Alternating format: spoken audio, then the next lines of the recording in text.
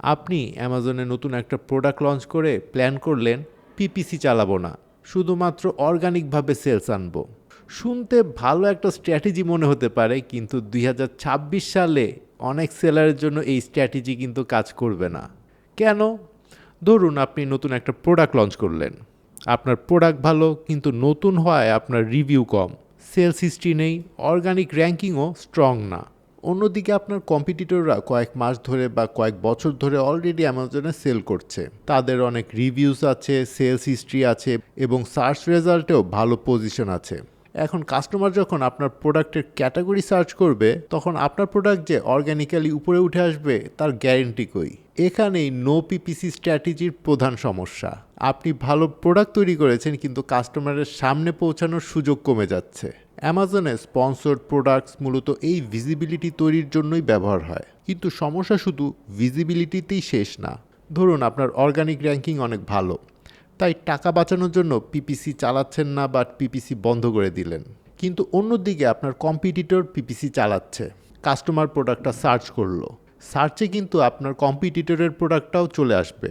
এক্ষেত্রে কাস্টমার আপনার প্রোডাক্টটা দেখার আগেই কিন্তু আপনার কম্পিটিটরের প্রোডাক্ট কিনে ফেলতে পারে। অর্থাৎ আপনি শুধু অ্যাডের টাকা বাঁচাচ্ছেন না, আপনি পটেনশিয়াল কাস্টমারও হারাতে পারেন। আরেকটা বড় সমস্যা হলো ডেটা। পিপিসি ক্যাম্পেইন থেকে আপনি জানতে পারেন কোন কিওয়ার্ড থেকে ক্লিক আসছে, কোন সার্চ টার্ম থেকে সেলস হচ্ছে আর কোন টার্গেটিং ভালো পারফর্ম করছে। এই ডাটা আপনার লিস্টিং এবং ওভারঅল অ্যামাজন পারফরমেন্স ইমপ্রুভ করতে হেল্প করে। তবে এর মানে এই না যে পিপিসি চালালেই সেলস হবে।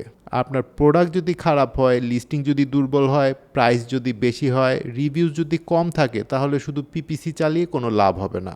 তাই স্মার্ট স্ট্র্যাটেজি হচ্ছে অর্গানিক প্লাস পিপিসি একসাথে কাজ করানো।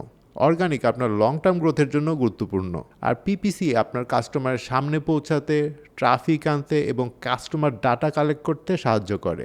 তাই পিপিসি চালাবো নাকি চালাবো না এই টাইপের কনফিউশনে যাওয়া যাবে না, বরং প্রশ্নটা হওয়া উচিত আমার প্রোডাক্টের জন্য পিপিসি কিভাবে স্মার্টলি ব্যবহার করব। যাওয়ার আগে একটা গুরুত্বপূর্ণ বিষয় শেয়ার করতে চাই। বর্তমানে অ্যামাজন এবং ই কমার্স ইন্ডাস্ট্রিতে দক্ষ অ্যামাজন প্রফেশনালসদের চাহিদা দিন দিন বাড়ছে। দেশ বিদেশের অনেক কোম্পানি, সেলার এবং ব্র্যান্ডগুলো প্রোডাক্ট রিসার্চ, প্রোডাক্ট লিস্টিং এবং পিপিসির মতো দক্ষতায় পারদর্শী মানুষ খুঁজছে। এই বিষয়গুলো মাথায় রেখে ইকমফ্লিপস একাডেমি নিয়ে এসেছে অ্যামাজন মাস্টারি প্রোগ্রাম। এখানে রয়েছে 3টি বিশেষায়িত কোর্স যা আপনাকে শুরু থেকে প্রফেশনাল লেভেল পর্যন্ত শেখার সুযোগ দিবে। আপনি চাইলে আপনার আগ্রহ অনুযায়ী একটি কোর্স দিয়ে শুরু করতে পারেন, অথবা পুরো প্রোগ্রামটি সম্পন্ন করে অ্যামাজনের বিভিন্ন সেক্টরে কাজ করার জন্য নিজেকে প্রস্তুত করতে পারেন।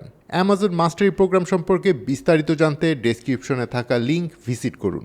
সো দর্শক, অ্যামাজন এবং ই কমার্স নিয়ে এ ধরনের আরও ভিডিও পেতে আমাদের চ্যানেলটির সঙ্গেই থাকুন। Thanks for watching.